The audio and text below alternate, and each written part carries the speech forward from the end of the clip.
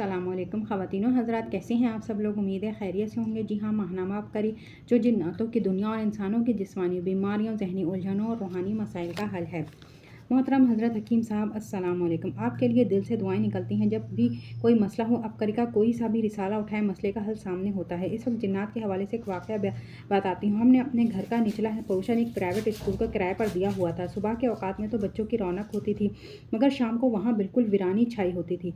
मगर एक चीज़ जो निहायत अजीब थी वो ये कि अक्सर मगरिब के बाद स्कूल से बच्चों के भागने, दौड़ने, हंसने और फर्नीचर को घसीटने की आवाज़ें आती थीं। अक्सर मेरे शौहर टॉर्च लेकर नीचे स्कूल में गए, मगर वहाँ कुछ भी ना होता। कुछ अरसे हमें अपने बड़े बेटे की शादी के लिए घर की ज़रूरत पड़ी। स्कूल को दूसरी जगह शिफ्ट करवाया और ख़ुद मियाँ बीवी नीचे वाले पोर्शन में आकर बेटे को ऊपर वाला पोर्शन दे दिया। मेरे मियाँ इशा की नमाज़ पढ़ने मस्जिद में जाते तो मैं नमाज़ पढ़कर जल्द सो जाती थी। फिर यूँ होना शुरू हुआ कि मेरे सिरहाने चलने फिरने की आवाज़ें आना शुरू हो गई। पहले तो वहम समझा, लेकिन फिर इतना शोर हो गया, ड्रम बजने लगे, मैं डर के मारे उठ बैठी। याद रहे मेरे मियाँ साहब के आने के बाद कोई ज़रा सी भी हरकत ना होती। सर्दियों की रात थी। मेरे मियाँ 4:30 बजे मस्जिद चले जाते थे।